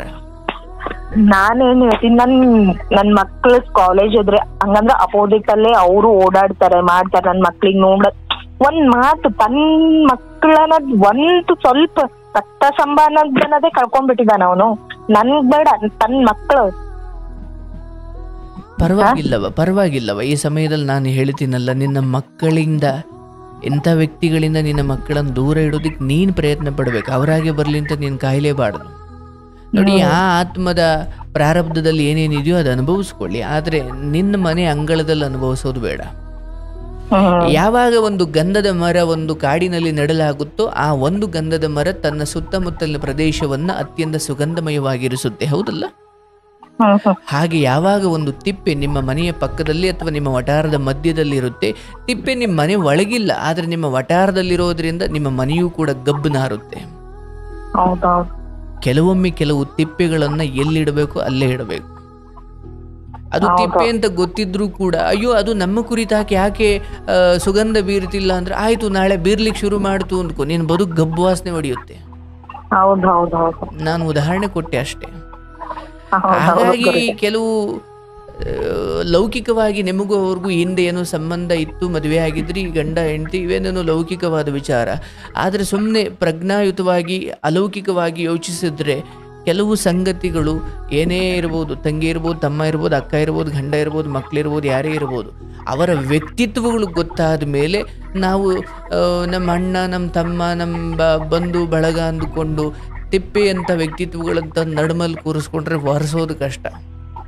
ಹೌದು ಹೌದು ಹೌದು ಗುರುಜಿ. ಹಾಗಾಗಿ ತಾಯಿ, ಇವತ್ತು ನಿನ್ನ ಬದುಕಿಗೆ ವಿದ್ಯೆ ಅಂದರೆ ಎಜುಕೇಷನ್ ಮತ್ತು ಸಂಸ್ಕಾರ ಮತ್ತು ನಿನ್ನ ಮಕ್ಕಳ ರೂಪದಲ್ಲಿ ದೇವರು ನಿನ್ನನ್ನು ಕೈ ಬಿಟ್ಟೇ ಇಲ್ಲ ಯಾವತ್ತು.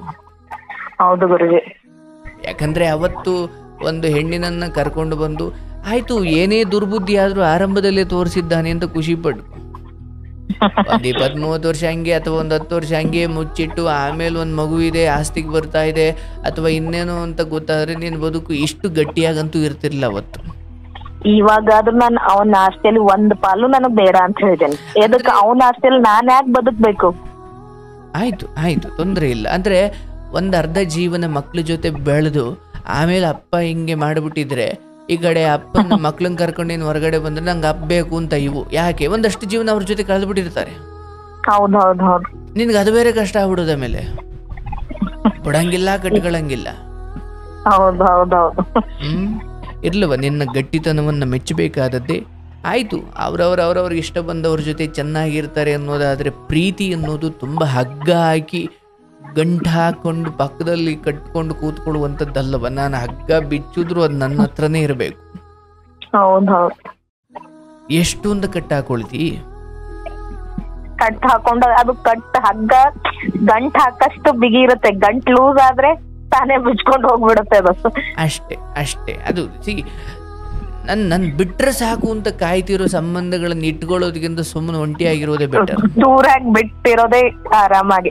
ಹೌದವ್ವ, ಈಗ ಪಂಜರದ ಬಾಗ್ಲು ತೆಗೆದಾದ ಮೇಲೂ ಆ ಪಾರಿವಾಳ ನಿನ್ನ ಹೆಗಲ ಮೇಲೆ ಬಂದು ಕೂರ್ಬೇಕು.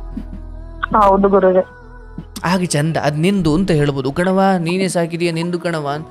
ಬಿಟ್ರೆ ಸಾಕು ಓಡ್ತೀನಿ ಅನ್ನೋರಿಗೆ. ಆಯ್ತು, ನಿನ್ನ ಮಕ್ಕಳಾದ್ರೂ ಸಂಜೆ ಆದ್ರೆ ನಮ್ಮ ಅಮ್ಮ ಇಲ್ಲಿದ್ದಾಳೆ, ಅಮ್ಮ ಕಾಯ್ತಿದ್ದಾಳೆ ಅಂತ ಬಂದ್ರೆ ಅವು ನಿನ್ನವು. ಅಯ್ಯೋ ಬಿಟ್ರೆ ಸಾಕು ನನಗೆ, ನಾವ್ ಎತ್ತಗಾರ ಹೋಗ್ಬಿಡ್ತೀವಿ ಅನ್ನೋದಾದ್ರೆ ಯಾಕೋ ನನ್ನಲ್ಲೇ ಒಂದಷ್ಟು ಪರಿವರ್ತನೆ ನಾನು ಮಾಡ್ಕೊಳ್ಬೇಕು ಅಂತ. ಹಾಗಾಗಿ ಆಯ್ತು, ನಿಮ್ಮ ಉದ್ದೇಶಗಳು, ನಿಮ್ಮ ಗುರಿ, ನಿಮ್ಮ ಜೀವನದ ಸ್ಪಷ್ಟತೆ ಎಲ್ಲ ಅದ್ಭುತವಾಗಿದೆ. ಒಂದು ಹೆಣ್ಮಗಳಾಗಿ ಏನೋ ಕಟ್ಕೊಂಡು ಕೆಲವೊಮ್ಮೆ ಏನಾಗ್ಬಿಡುತ್ತೆ, ಅಯ್ಯೋ ನಮ್ಮ ಮನೆಯವ್ರು ಹಿಂಗೆ ನೋಡಿ ಮಾಡಿದ್ರು, ನನ್ನ ಬದುಕು ಹಾಳಾಯ್ತು ಅನ್ನೋ ಹೆಣ್ಮಕ್ಳು ಇದ್ದಾರೆ. ಬೇಡ ಮಾಡ್ಕೊಳ್ಬೇಡ ಅಂತ ಅಂದು ನೀವೇ ಮಾಡ್ಕೊಂಡು ಬಂದು ಹಾಳಾದವರು. ಅಂದರೆ ಈ ಜಗತ್ತಿನಲ್ಲಿ ಅರೇಂಜ್ ಮ್ಯಾರೇಜ್ ಅಥವಾ ಲವ್ ಮ್ಯಾರೇಜ್, ಅಪ್ಪ ಅಮ್ಮನ ವಿರೋಧ ಕಟ್ಕೊಂಡು ಆಗಿದ್ದು ಅಥವಾ ಅಪ್ಪ ಅಮ್ಮನೇ ಸೇರಿ ಮಾಡಿದ್ದು, ಇವೆರಡರೂ ಉದ್ಧಾರ ಆಗಿದ್ದು ಹಾಳಾಗಿದ್ದು ರೇಷಿಯೋ ಸಮನೇ ಇದೆ. ಏನು ಅದು ಜಾಸ್ತಿ ಇದು ಕಡಿಮೆ ಅಂತ ಏನಿಲ್ಲ. ಹೌದು, ಈ ಲೆಕ್ಕದಾಗ ನೋಡಿದ್ರೆ ನಾನೇ ಶ್ರೇಷ್ಠ ಅನಿಸುತ್ತೆ. ಯಾಕಂದ್ರೆ ಒಂದು ನಾನ್ ಸ್ಟೋರಿ ಕೇಳಿದ್ದೆ ನಿಮ್ ಇದ್ರಲ್ಲೇ. ಒಂದ್ ಹುಡುಗಿ ಅನಾಥಾಶ್ರಮದಲ್ಲಿ ಇದು ಮಾಡಿ ಆ ಹುಡುಗನ್ ಲಗ್ನಾಗಿ ಏನೋ ಇದೊಂದ್ ಸ್ಟೋರಿ ಹೇಳಿದ್ಲು ಪಾಪ ಅವಳು. ಹೌದು, ಅವಳು ಲೆಕ್ಕ ನೋಡಿದ್ರೆ ಅವ್ರಿಗೆ ಹಿಂದೆ ಇಲ್ಲ ಮುಂದಿಲ್ಲ ಅಲ್ಲ, ಅಷ್ಟರಲ್ಲಿ ನನ್ ಮತ್ತೆ ಮಾವ ನನಗ್ ಸಪೋರ್ಟ್ ಮಾಡ್ತಿದ್ದಾರಲ್ಲ, ನಾನ್ ಎಷ್ಟು ಗ್ರೇಟ್. ಅವಶ್ಯವಾಗಿ. ಅಂದ್ರೆ ಭಗವಂತ ನಮಗೆ ಮೇಲ್ನೋಟಕ್ಕೆ ಅನ್ಯಾಯ ಮಾಡಿದಂತೆ ಕಂಡ್ರು ಕೂಡ ಇನ್ಯಾವುದೋ ವಿಚಾರದಲ್ಲಿ ನಮ್ಮನ್ನು ಗಟ್ಟಿಯಾಗಿ ನಿಲ್ಸಿರ್ತಾನವ. ಹೌದು ಗುರುಜಿ, ನಂದು ಒಂದು ಟ್ರಸ್ಟ್ ಇದೆ ಗುರುಜಿ, ಅನಾಥಾಶ್ರಮ ಟ್ರಸ್ಟ್ ಇದೆ. ಓ ಗ್ರೇಟ್ ಗ್ರೇಟ್. ಹೌದಾ? ಹೌದು, ಒಂದು ರುದ್ರಾಶ್ರಮ, ಒಂದು ಅನಾಥಾಶ್ರಮ. ನನ್ ಮಕ್ಕಳ ಹೆಸರ ಮೇಲೆ ನಾನು ಓಪನಿಂಗ್ ಮಾಡಿದ್ದು. ಓ, ಈಗ ನಿಮ್ಮ ಆಶ್ರಮ ನಡೆಸ್ತಿದ್ದೀರಾ ನೀವು? ಹಾರು ಗುರುಜಿ, ನಾನು ಅನಾಥಾಶ್ರಮ ನಡೆಸ್ತೀನಿ, ರುದ್ರಾಶ್ರಮ 2 ಇವೆ. ಎಷ್ಟು ಜನ ಇದ್ದಾರೆ? ರುದ್ರಾಶ್ರಮದಲ್ಲಿ 25 ಇದ್ದಾರೆ, ಅನಾಥಾಶ್ರಮದಲ್ಲಿ 68 ಮಂದಿ ಇದ್ದಾರೆ. ನ್ಯೂ ಬೋರ್ನ್ ಬೇಬಿ ಇವಾಗ ಸದ್ಯಕ್ಕ 6 months 7 months 15 days. ನಿನ್ನೆ 15 days ಬೇಬಿ ಸಿಕ್ಕಿದೆ ನಮಗೆ. 15 days. ಯಾಕೆ? ಏನ್ ಕತೆ ಅದು? ಅವಳು ನನ್ಗೆ ಗೌರ್ಮೆಂಟ್ ಹಾಸ್ಪಿಟಲ್ ಅಲ್ಲಿ ಸಿಕ್ಕಿದ್ದವಳು, ಹೆಣ್ಮಗು. ಏನೋ ಡೆಲಿವರಿ ಆಗಿ ಒಂದ್ ಸ್ವಲ್ಪ ದಿನದಲ್ಲೇ ಅಲ್ಲೇ ಡೆಲಿವರಿ ಆಗಿದೆ. ಅಲ್ಲೇ ಏನೋ ಚೆಕಪ್ಗೆ ಅಂತ ಬಂದಾಗ ಬಿಟ್ಟು ಹೋಗ್ಬಿಟ್ಟಿದ್ದಾಳಂತ. ಕೂಸಿಗೆ ಏನೋ ಸ್ಪಿಡ್ಸ್ ಇದೆ ಅಂತ ಹೇಳಿ ಬಿಟ್ಟು ಹೋಗ್ಬಿಟ್ಟಿದ್ದಾಳೆ. ಅಂದ್ರೆ ಬೇಡ ಅಂತ ಬಿಟ್ಟು ಹೋಗಿರೋದ? ಇಲ್ಲ ಇಲ್ಲ, ಬೇಡ ಅಂತಾನೆ ಬಿಟ್ಟು ಹೋಗಿದ್ದು. ಅವ್ರ ಕಾಂಟ್ಯಾಕ್ಟ್ ನಂಬರು ಎಲ್ಲಾ ಚೀಟಿಯಲ್ಲಿ ಬರ್ದಿಟ್ಟು ಮಾಡಿ ಆಗಿ ತೋರ್ಕೊಂಡ್ಬಂದು ಎಲ್ಲಿ ಡೆಲಿವರಿ ಆಗಿತ್ತು ತಾಯಿ ಕಡೆ ಎಲ್ಲ ಸಮೇತ ಬಿಟ್ಟು ಹೋಗಿದ್ದಾಳೆ. ಮತ್ತೆ ನಾವು ಕರ್ಸಿ ಪತ್ತೆ ಮಾಡಿ ಇದು ಮಾಡಿದ್ರು ನಮ್ಗ ಆ ಮಗು ಬೇಡ. ಆದ್ಮೇಲೆ ನಾವು ಅನಾಥಾಶ್ರಮಕ್ಕೆ ಇದು ಮಾಡ್ಕೊಂಡೇವ್ ನಾವು. ಅಂದ್ರೆ ಪಿಡ್ಸ್ ಬರುತ್ತೆ ಅನ್ನೋ ಕಾರಣಕ್ಕ ಕೂಸಿಗೆ ಸ್ವಲ್ಪ ಸ್ಪಿಟ್ಸ್ ಬರುತ್ತಂತೆ ಡೆಲಿವರಿ ಟೈಮಲ್ಲಿ ಒಂದ್ 2-3 ಸಲ ಡೆಲಿವರಿ ಆದಿಂದ ಒಂದ್ 2-3 ಸಲ ಏನೋ ಸ್ಪಿಟ್ಸ್ ಬಂತಂತೆ. ಬಟ್ ಅದನ್ನ ಸರಿ ಮಾಡ್ಲಿಕ್ಕೆ ಆಗಲ್ವಾ? ಆಗುತ್ತೆ ನಾನು ತೋರಿಸ್ತಾ ಇದ್ದೀನಿ ಈಗ ಪ್ರೈವೇಟ್ ಅಲ್ಲೇ ಅಡ್ಮಿಟ್ ಮಾಡಿ ಆ ಮಗುಗ್ ನಾನು ತೋರಿಸ್ತಿದ್ದೇನೆ. ಅಯ್ಯೋ ತಾಯಿ, ಎಂತ ಮಹಾನ್ ನೀನು. ನಾನ್ ತೋರಿಸಿದ್ದೇನೆ. ಈಗ ನಾನು ಒಂದ್ ಹೆಣ್ಣಾಗಿ ಇಷ್ಟು ಫೇಸ್ ಮಾಡಿ ಆ ಹೆಣ್ಣಿಗೆ ಮುಂದೆ ಎಷ್ಟು ಇದಾಗಂಗಿಲ್ಲ. ನಾನು 5-6 ಹೆಣ್ಮಗುಗೆ ಅಡಾಪ್ಟ್ ಮಾಡಿದ್ದೇನೆ. ಒಂದು ಅಮೇರಿಕ ಹೋಗಿದೆ, ಒಂದು ಬೆಂಗಳೂರಿಗೆ ಹೋಗಿದೆ, ಬಹಳಷ್ಟು ಕಡೆ ಅಡಾಪ್ಟ್ ಮಾಡ್ಕೊಂಡು ಹೋಗಿದ್ದಾರೆ. ಅವ್ರು ನನ್ ಲೈಫ್ ಸೆಟ್ಲ್ ಆಗ ಅವ್ ಮಕ್ಕಳ ಲೈಫ್ ಸೆಟ್ಲ್ ಆಗಲಿ. ಈಗ ಅಂತ ಮಕ್ಕಳು ಇದ್ರೆ ನೀವು ಅಡಾಪ್ಟ್ ಮಾಡ್ಕೊಳ್ಳೋರ್ಗೆ ಬಹಳ ಯೋಗ್ಯ ದಂಪತಿಗಳಿಗೆ ಕೊಡ್ತೀರಾ? ಕೊಡ್ತೀವಿ ಗುರುಗಳೇ, ಕೊಡ್ತೀವಿ. ಅಯ್ಯೋ, ನಮ್ಮ ಆಶ್ರಮದಲ್ಲಿ ಪಾಪ ಯಾರೋ ದಿವಸ ಹತ್ಕೊಂಡು ಬರ್ತಾರವ, ಅವ್ರದ್ದು ನಿಮ್ಗೆ ಏನಾದ್ರು ಸಂಪರ್ಕ ಕೊಟ್ರೆ ಅವ್ರಿಗೆ ಏನಾದ್ರು ಉಪಕಾರ ಮಾಡಬಹುದಾ ನೀವು? ಗುರುಗಳೇ, ನನ್ ಈಗ ಸದ್ಯಕ್ಕೆ 3 ಇವೆ ಗುರುಗಳೇ. ನಾನ್ 3 months 5 months 3-4 ಇವೆ. ಉಳಿದಿವೆಲ್ಲ ಸ್ವಲ್ಪ ಹೆಂಗ್ ಗೊತ್ತು ಗುರುಗಳೇ, ಅವು ಸ್ವಲ್ಪ ಏಜ್ ಅಲ್ಲಿ ಇದ್ದಾಗೆ ಕೊಡ್ಬೇಕು ಮಗುಗಳಿಗೆ. 6 months 5 months ಅವಾಗ ಮೆಚೂರ್ ಬಂದಿರಲ್ಲ. ಇನ್ನ ಈಗ 1 ವರ್ಷ 2 ವರ್ಷ ಅವಾಗ ಮೆಚೂರ್ ಬಂದ್ಬಿಡುತ್ತೆ. ಹೋಗಂದ್ರು ಹೋಗಂಗಿಲ್ಲ ಅವು.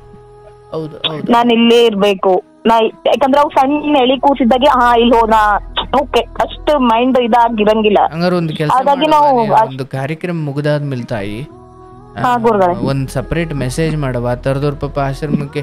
ಅಂದ್ರೆ ಅವರಿಗೆ ಚೆನ್ನಾಗಿರ್ತಾರೆ ಬದುಕಲ್ಲಿ, ಆದ್ರೆ ಈ ತರದ್ ಏನೋ ಭಗವಂತ ಆ ಹೆಣ್ಮಕ್ಳಿಗೆ ತಾಯಿ ಸ್ಥಾನ ಕೊಟ್ಟಿರಲ್ಲ ಅಂತವ್ರು ಯೋಗ್ಯರು ಇರ್ತಾರೆ. ಬಹಳ ಯೋಗ್ಯರು ಅನ್ಸಿದ್ರೆ ಮಾತ್ರ ನಾನು ಹೇಳ್ತೀನಿ. ಒಂಚೂರು ಅಲ್ಲಿ ಕಳಿಸ್ತೀನಿ, ಮಾತಾಡಿ ನೋಡವ ನೀನೊಂಚೂರು. ಓಕೆ ಗುರುಗಳೇ, ನನ್ಗ ನಂಬರ್ ಇದೆ ಗುರುಗಳೇ. ಇದಾದ್ಮೇಲೆ ಇದೇ ನಂಬರ್ಗೆ ನನಗೆ ಈಗ ನೀವು ಮಾಡಿದ್ಯಲ್ಲವಾ, ಇದೇ ನಂಬರ್ಗೆ ಒಂದು ವಾಟ್ಸಪ್ ಮಾಡಿ ನಾನು ತಕ್ಷಣ ಸೇವ್ ಮಾಡ್ಕೊಳ್ತೀನಿ. ಅಲ್ಲಿ ಹೇಳಿ ನಾನು ಮಾಡಿದ್ದೆ, ನಾನು ಈ ತರ ಆಶ್ರಮ ಅಂತ ಕಾರ್ಯಕ್ರಮದಲ್ಲಿ ಅಂತ ಹೇಳಿ, ಅಂದ್ರೆ ಒಂದಷ್ಟು ಮೆಸೇಜ್ ಬಂದಿರ್ತಾವಲ್ಲ ಆ ನಡುವೆ ನಾನು ತಗೊಳ್ಳಿಕ್ಕೆ ನೀವು ಒಂಚೂರು ಎಕ್ಸ್ಪ್ಲೇನ್ ಮಾಡಿರಿ, ನಂಗೆ ಗೊತ್ತಾಗುತ್ತೆ ಓ ಇವ್ರೆ ಅಂತ. ಅಯ್ಯೋ ಎಂಥ ಸೇವೆ ಮಾಡ್ತಿದ್ದೀಯ ಅಲ್ಲ, ನಿಮ್ ಕತೆ ಏನು, ನೀವು ಮಾಡ್ತಿರೋದೇನು? ಅಯ್ಯೋ, ಅವರು ನನಗ್ ಮಾಡಿದಾರಂತ ನಾನ್ ಪಾಪ ಎಲ್ಲೋ ಬಿದ್ದು ನನ್ ಮೈಂಡ್ ಯಾವಾಗ ಓಡ್ತಂದ್ರೆ ನಾನ್ ಅಲ್ಲಿಂದ ಬಂದ್ಮೇಲೆ, ನನ್ನ ಹಸ್ಬೆಂಡ್ ಮನೆಯಿಂದ ಹೊರಗ್ ಬಂದ್ಮೇಲೆ ನಾವ್ ಎಲ್ಲೆಲ್ಲೋ ರೊಕ್ಕ ಖರ್ಚು ಮಾಡ್ತೀವಿ, ಏನೇನೋ ಮಾಡ್ತೀವಿ. ಯಾಕೆ ನಾವ್ ಒಂದ್ ಅನಾಥಾಶ್ರಮ ತೆಗಿಬಾರ್ದು, ಯಾಕೆ ಒಂದ್ ವೃದ್ಧಾಶ್ರಮ ತೆಗಿಬಾರ್ದು? ಎಲ್ಲೆಲ್ಲೋ ಬೀಳ್ತಾರೆ. ಅವ್ರಿಗೆ ಒಂದ್ ಹೊತ್ತು ಊಟ ಹಾಕದೆ ನಮಗ್ ದೇವ್ರ ಎಲ್ಲಿಂದೋ ರೊಕ್ಕ ತಂದು ಕೊಡ್ತಾನ ನಮಗ್. ಇದಕ್ ಮಕ್ಳೆಲ್ಲ ಇನ್ವಾಲ್ವ್ ಆಗ್ತಾರೆ? ಮಕ್ಕಳೆಲ್ಲ ಇನ್ವಾಲ್ವ್ ಇದ್ದಾರೆ ಇದ್ರಲ್ಲಿ. ಅವ್ರೇ ನೋಡ್ಕೊಂಡ್ ಹೋಗ್ತಿರೋದು ಇಬ್ರು. ಎಂಥ ಮಕ್ಳನ್ನ ಎತ್ತಿದ್ಯವ ನೀನು? ಇಬ್ರು ಮಕ್ಳೇ ನೋಡ್ಕೊಂಡ್ ಹೋಗ್ತಿರೋದು. ಅಲ್ಲ ನನಗೆ ನನ್ನ ಅಂದ್ರೆ ಆಗ ನೋಡಿದ್ರೆ ನಿಮ್ಮ ಬದುಕಲ್ಲಿ ಒಬ್ಬಳು ಹೆಂಡತಿಯಾಗಿ ಗಂಡನಿಂದ ಆದಂತ ಶಾಕ್ಗೆ ಇಡೀ ಜೀವನ ಪೂರ್ತಿ ಡಿಪ್ರೆಷನ್ಗೆ ಹೋಗುವಂತ ದೊಡ್ಡ ಶಾಕ್. ಆದ್ರೆ ಡಿಪ್ರೆಷನ್ ಡಿಪ್ರೆಷನ್ಗೆ ಹೋದ್ರೆ ಈ ಅನಾಥಾಶ್ರಮ ತೆಗೆಕ್ ಆಗ್ತಿರ್ಲಿಲ್ಲ. ನಾನು ಆ ಜಾಗಕ್ಕೆ ಹೋಗ್ಬೇಕಾಗ್ತಿತ್ತು, ಯಾವ್ದೋ ಒಂದು ವೃದ್ಧಾಶ್ರಮಕ್ಕೋ ಯಾವ್ದೋ ಒಂದು ಅನಾಥಾಶ್ರಮಕ್ಕೋ. ಡಿಪ್ರೆಷನ್ ಆಗಿ ರೋಡಿಗೆ ಹೋಗಿದ್ನಂದ್ರೆ ನಾ ಆ ಒಂದ್ ಸಿಚುವೇಶನ್ದಾಗ ನಾ ಆ ಸಿಚುವೇಶನ್ ಅಂತ ಮೈಂಡ್ ಸೆಟ್ ಇದ್ದವ್ರಿಗೆ ನಾನ್ ಸಾಕ್ತಿದ್ದೀನಿ ಅಂದ್ರೆ ನಾ ಗ್ರೇಟ್ ಅಂತ ನಾ ಅನ್ಕೋತೀನಿ. ಅವಶ್ಯವಾಗಿ ಅಂದ್ರೆ ನಾನು ಈ ಕ್ಷಣ ಹೇಳ್ತೀನವ, ನಿನ್ ದೊಡ್ಡ ಮಹಾತಾಯಿ, ನೀನು ತುಂಬ ಜನಕ್ಕೆ ಮಾದರಿ ಆಗಿದ್ದೀಯ. ಇವತ್ತು ಈ ಕಾರ್ಯಕ್ರಮದಲ್ಲಿ ಹೇಳಿಕೊಳ್ಳೋ ಮೂಲಕ ನಿಮ್ಮಂಥವರಿಂದ ಈ ಕಾರ್ಯಕ್ರಮದ ಘನತೆ ಹೆಚ್ಚಿದೆ. ಈ ಕಾರ್ಯಕ್ರಮದಿಂದ ನಿಮ್ಮ ಘನತೆ ಅಲ್ಲ, ನಿಮ್ಮಿಂದ ಈ ಕಾರ್ಯಕ್ರಮದ ಘನತೆ ಹೆಚ್ಚುತ್ತೆ. ನಿಮ್ಮ ಕಥೆಗಳನ್ನು ಕೇಳೋ ಯಾವುದೋ ಒಂದು ಹೆಣ್ಣುಮಗಳು ಅಯ್ಯೋ ದೇವ, ನನ್ನ ಒಂದು ದುಃಖ, ನನ್ನ ಗಂಡ ಹಿಂಗೆ ಮಾಡ್ದ, ನನ್ನ ಬದುಕು ಯಾಕೆ ಹಿಂಗಾಗ್ತಿದೆ, ನಮ್ಮ ಅತ್ತೆ ಮಾವ ಹಿಂಗೆ, ಈ ಮನೆಯೊಳಗಡೆನೇ ಒದ್ದಾಡ್ಕೊಂಡು ಅದೇ ದೊಡ್ಡ ಪ್ರಪಂಚ ಅಂದ್ಕೊಂಡು ಬದುಕ್ತಿರೋ ಅವರಿಗೆ ಅಯ್ಯೋ ಹೀಗೆ ಗಂಡನಿಂದ ಅನ್ಯಾಯಕ್ಕೊಳಗಾಗಿ ದುಃಖಕ್ಕೊಳಗಾಗಿ ಬೇರೆ 4-20-30 ಜನಕ್ಕೆ ಆಶ್ರಯ ಕೊಟ್ಟು ಅವ್ರಿಗೆ ಅನ್ನ ಹಾಕುವಷ್ಟು ಛಲ ಬೇಡ. ನಾನು ಅಂತ ಆಶ್ರಮ ತೆಗೆಯೋದು ಬೇಡ, ಆದ್ರೆ ನನ್ನ ಅನಾಥಾಶ್ರಮ ನಿಂತ ನನ್ 4-5 ಜನ ಹುಡುಗಿಯರಿಗೆ ಇಲ್ಲಿಂದ ಮ್ಯಾರೇಜ್ ಮಾಡ್ಕೊಟ್ಟಿದ್ದೇನೆ. ಚಲೋ ಮನೆಗೆ ಹೋಗಿದ್ದಾರೆ ಅವ್ರನ್ನು. ಮ್ಯಾರೇಜ್ ಸುಧಾಕ್ನ ಆಗಿದಾವೆ ಇಲ್ಲಿಂದ. ಯಾವಾಗ್ಲಿಂದ ನಡೆಸ್ತೀರಿ ನೀವು? ನಾನ್ ಅಲ್ಲಿಂದ ಬಂದ್ಕೊಳೆ, ನನ್ ಹಸ್ಬೆಂಡ್ ಮನೆಯಿಂದ ಬಂದ್ಕೊಳೆ ನಾನು ಒಂದ್ ಸ್ವಲ್ಪ ಇದಾದೆ. ಮತ್ತ 12-13 ವರ್ಷ ಆಯ್ತು ಗುರುಗಳೇ. ಭಯಂಕರ. ಈಗ 2021-22 3 ಮದ್ವೆ ಮಾಡಿದೆ, 3-4. ಹೌದಾ? ಹಾ ಗುರುಗಳೇ. ಭಾಳ ದೊಡ್ಡ ಪುಣ್ಯ ಗಳಿಸಿದ್ದೀಯವ್ವ. ಪುಣ್ಯ ಅನ್ನೋದಕ್ಕಿಂತ ಭಗವಂತ ನಿಮ್ಮಂಥವ್ರ ಮೂಲಕ ಎಷ್ಟೋ ಅನಾಥರು ಅಥವಾ ಆ ರೀತಿಯ ಜನಗಳಿಗೆ ದೇವರು ಬಹುಶಃ ನಿನ್ನ ಬದುಕಲ್ಲಿ ಇಂತಹ ದೊಡ್ಡ ಸೊಂಟರ ಗಾಳಿ ಎಬ್ಬರಿಸಿದ್ದು ನೀನು ಒಂದೇ ಮನೆಗೆ ಸೊಸೆಯಾಗಿ ಇಬ್ಬರು ಮೂವರಿಗೆ ಊಟ ಹಾಕ್ಲಿಕ್ಕಲ್ಲವ ನಿನ್ನನ್ನು ಕಳಿಸಿರೋದು. ಚೂರು ಸೇಫ್ ಝೋನ್ ಬಿಟ್ಟು ಆಚೆ ಬಾ ಅಂತ ಎಳ್ಕೊಂಡು ಬಂದ್ಬಿಟ್ಟಿದ್ದಾನೆ. ನಾನು ಗೌರ್ಮೆಂಟ್ ಫಂಡ್ ತಗೊಂಡಿಲ್ಲ. ಗೌರ್ಮೆಂಟ್ ಆದ್ರೆ ಅದು ಗೌರ್ಮೆಂಟ್ ಅಂಡರ್ ಅಲ್ಲಿ ಹೋಗುತ್ತೆ. ನಾನ್ ದುಡ್ದಿದ್ದು ಜನರು ಏನ್ ನನಗ್ ಕೊಡ್ತಾರೆ, ₹1 ಕೊಡ್ಲಿ, ₹10 ಕೊಡ್ಲಿ, ಅದೇ ಭಿಕ್ಷದ ಮೇಲೆ ನನ್ ಮಕ್ಳಿಗಾಯ್ತು, ನನ್ ಅಪ್ಪ ಅಮ್ಮಗಾಯ್ತು ನಾನ್ ಸಾಕ್ತಿದ್ದೇನೆ. ಹಂಗ ಅಪ್ಪ ಅಮ್ಮ ಅಂದ್ರೆ ದೊಡ್ಡರಾಶ್ರಮದಲ್ಲಿರೋರು, ಮಕ್ಳಂದ್ರೆ ನಾನ್ ಸಾಕಿರೋರು. Great great. ಕ್ಷಮಿಸಿ, ನಾನು ಅನಾಥರು ಅಂದ್ಬಿಟ್ಟೆ ಮಿಸ್ ಆಗಿ. ಆದ್ರೆ ನೀವು ನೋಡಿ ಎಂತ ಪದ ಕೊಟ್ಟಿದ್ದೀರಿ. ಅಪ್ಪ ಅಮ್ಮ ಅಂದ್ರೆ ಅಲ್ಲಿರೋ ಹಿರಿಯರು ಯಾರಿದ್ದಾರೆ ಅವರು ನನ್ನ ಅಪ್ಪ ಅಮ್ಮ, ಮಕ್ಳು ಅಂದ್ರೆ ಇವ್ರು. ಓ ಅದ್ಭುತ ಅದ್ಭುತ. ನಾನ್ ಇವಾಗಾದ್ರೂ ನನ್ ಹತ್ತಲೆ ಮಕ್ಳು ಏನ್ ಓದ್ತಾರೆ, ಯಾವ ಪ್ರೈವೇಟ್ ಇದ್ರಲ್ಲಿ ಓದ್ತಾರೆ, ಈ ಮಕ್ಳಿಗೂ ಅಲ್ಲೇ ಓದಿಸ್ತೀನಿ ನಾನು. ಅದು ಎಷ್ಟೇ ಇರ್ಲಿ ಅವ್ರು ಏನ್ ಓದ್ತಾರೆ ಇಲ್ಲಿ ನಿಂತ್ಕೊಂಡು ಎಲ್ಲರೂ PUC ಸೆಕೆಂಡ್ ಇಯರ್ ಡಿಗ್ರಿ ಎಲ್ಲ ಓದ್ಕೊಂಡು ತಮ್ಮಲ್ಲಿ ತಾವ್ ಕಾಲ್ ಮೇಲೆ ನಿಂತ್ಕೊಂಡು ತಮ್ಮ ಲೈಫ್ ಸೆಟಲ್ ಮಾಡ್ಕೊಂಡಿದ್ದಾರೆ. ಸೂಪರ್. ಸಾಧ್ಯವಾದ್ರೆ ಖಂಡಿತ ನಾನೊಮ್ಮೆ ಭೇಟಿ ಕೊಡ್ತೀನವ್ವ. ನನಗೆ ಒಂಚೂರು ವಿವರ ಕಳಿಸ್ಕೊಡು. ದೊಡ್ಡ ಕೆಲಸ ಮಾಡ್ತಿದ್ದೀಯಾ. ಬಹಳ ಸಂತೋಷವಾಯಿತು. ನಿಮ್ಮ ಈ ಜೀವನ ಪ್ರೀತಿ ಮತ್ತೆ ಬದುಕನ್ನ ಒಳ್ಳೆ ವಿಶ್ವಮಾನವರ ಥರ ಎಲ್ಲ ನಿನ್ನ ದುಃಖವನ್ನು ಒಂದು ಹಠಚಲವಾಗಿ ತಗೊಂಡು ಅದನ್ನು ಶಕ್ತಿಯಾಗಿ ಪರಿವರ್ತನೆ ಮಾಡಿ, ಯಾಕಂದರೆ ನಿಮ್ಮ ದುಃಖ ಹೇಗಿತ್ತು ಅಂದರೆ ಅದನ್ನೇ ದುರ್ಬಲತೆ ಮಾಡಿಕೊಂಡು ಇಡೀ ಜೀವನ ಪೂರ್ತಿ ಮೂಲೆಯಲ್ಲಿ ಕೂತ್ಕೊಳ್ಳಿಕ್ಕೆ ಏನೇನು ದುಃಖ ಇರಬೇಕು ಒಬ್ಬ ಮನುಷ್ಯನ ಜೀವನದಲ್ಲಿ ಅಷ್ಟು ದುಃಖ ನಿಮ್ಮಲ್ಲಿದ್ದರೂ ಕೂಡ ಅಥವಾ ಬಂತಾದರೂ ಕೂಡ ಅದನ್ನು ದುರ್ಬಲತೆಯಾಗಿಸಿಕೊಳ್ಳದೆ ಅದನ್ನು ಮತ್ತೇನೋ ಮಹತ್ವವಾದದ್ದನ್ನು ಮಾಡಲಿಕ್ಕೆ ಒಂದು ಅವಕಾಶವಾಗಿ ಪರಿವರ್ತಿಸಿಕೊಂಡ ನಿಮ್ಮ ಈ ಬದುಕು ನಾಳೆನೇ ನಿಮ್ಮ ಬದುಕು ಮುಗಿದು ಹೋದರೂ ಕೂಡ ನೀವು ಅತ್ಯಂತ ದೊಡ್ಡ ಸ್ಥಾನದಲ್ಲಿ ನಿಲ್ತೀರಿ. ದೇವನ ಆ ಲೋಕದಲ್ಲಿ ನಿಮಗೆ ದೊಡ್ಡ ಸ್ಥಾನ ಇದೆ. ಈ ಲೋಕದಲ್ಲಿ ತುಂಬ ಜನರ ನನ್ನ ಪ್ರಕಾರ ಒಂದಿಡೀ ಆ ನೊಂದವರಿಗೆ, ಆ ಮಕ್ಕಳಿಗೆ, ಆ ಅಪ್ಪ ಅಮ್ಮನಿಗೆ ಜೀವನದ ಕೊನೆ ಕ್ಷಣದವರೆಗೂ ನೀವೊಂದು ಆಶ್ರಯ ಕೊಡುವುದಿದೆ. ಅಂದರೆ ಒಂದೊತ್ತು ಊಟ ಹಾಕುವುದು ಬೇರೆ, ಬಟ್ ಆಶ್ರಯ ಕೊಡುವಷ್ಟು ವ್ಯವಸ್ಥೆ ಶಕ್ತಿ ಭಗವಂತ ನಿಮಗೆ ಕೊಟ್ಟಿದ್ದಾನೆ. ನಾನು ಆಶ್ರಮ ಹೆಸರಿಟ್ಟಿದ್ದು ಏನ್ ಗೊತ್ತಾ, ನಂದ ಗೋಕುಲ, ಯಾವಾಗ್ಲೂ ನಂದವಾಗಿರ್ಲಿ, ಆನಂದವಾಗಿರ್ಲಿ ಅಂತ. ಆನಂದವಾಗಿರ್ಲಿ. ನೋಡಿ, ಕೃಷ್ಣನನ್ನ ನೀವು ಅಲ್ಲೇ ಒಳಗಡೆ ಕೂರಿಸ್ಕೊಂಡ್ಬಿಟ್ಟಿದ್ದೀರಿ. ನಂದ ಕೃಷ್ಣನ ಈ ನಂದ ಯಶೋದೆಯರ್ ಗೊತ್ತಲ್ಲ, ಕೃಷ್ಣನ ತಂದೆ. ಗೋಕುಲ ಅಂದ್ರೆ ಅದೊಂದು ನಿವಾಸದ ತರ. ಈ ನೋಡಿ, ದೇವ್ರ ಮಕ್ಳಿರೋ ಮನೆ ಅದು ಚೆನ್ನಾಗಿ ಭಗವಂತ ನಿಮಗೆ ಶಕ್ತಿ ಕೊಟ್ಟಿದ್ದಾನೆ. ಅದು ಕೃಷ್ಣನ ಆವಾಸ ಸ್ಥಾನವಾಗಿ ನೊಂದವರಿಗೆ ನೀವೊಂದು ನಾವೊಂದು ಎಲ್ಲ ನೆಪ. ಭಗವಂತ ಯಾರ್ಯಾರಿಂದ ಏನೇನು ಮಾಡಿಸಬೇಕು ಮಾಡಿಸ್ತಾ ಹೋಗುತ್ತಾನೆ.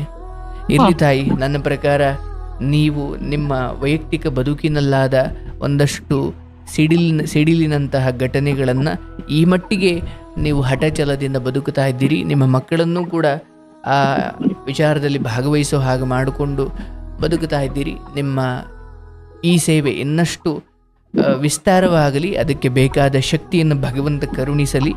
ನಾನೂ ಸಾಧ್ಯವಾದರೆ ಖಂಡಿತ ಬರ್ತೀನಿ. ನಿಮ್ಮ ಜೊತೆ ಮಾತಾಡ ಬಹಳ ಖುಷಿ ಆಯಿತು. ಆರೋಗ್ಯ ಕಾಪಾಡಿಕೊಳ್ಳಿ, ಸೇವೆ ಮಾಡ್ತಾ ಇದ್ದೀರಿ. ದೇವರು ನಿಮ್ಮನ್ನು ಚೆನ್ನಾಗಿಡ್ಲಿ. ಶುಭವಾಗಲಿ ತಾಯಿ. ದಯವಿಟ್ಟು ಆ ನಂಬರ್ ಕಳಿಸ್ಕೊಡು, ಮತ್ತು ನಾನು ಕೆಲವೊಬ್ಬರಿಗೆ ನಿಮ್ಮ ನಂಬರ್ ಕೊಡ್ತೀನಿ, ಅವ್ರು ಬಂದರೆ ಒಂಚೂರು ಮಾತಾಡವ. ಶುಭವಾಗಲಿ. ಶುಭವಾಗಲಿ.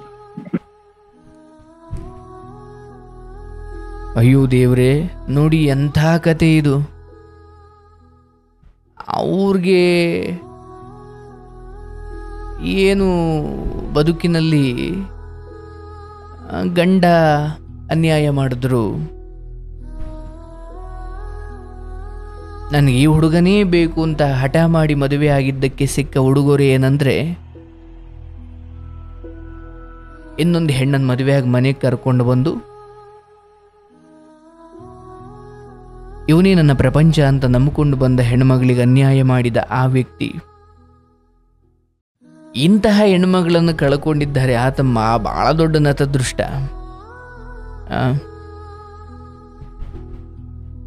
ಇರ್ಲಿ, ಎಲ್ಲವೂ ಒಂದೊಂದು ಕಾರಣಕ್ಕಾಗುತ್ತವೆ ಅನ್ನೋದು ಇದಕ್ಕೆ.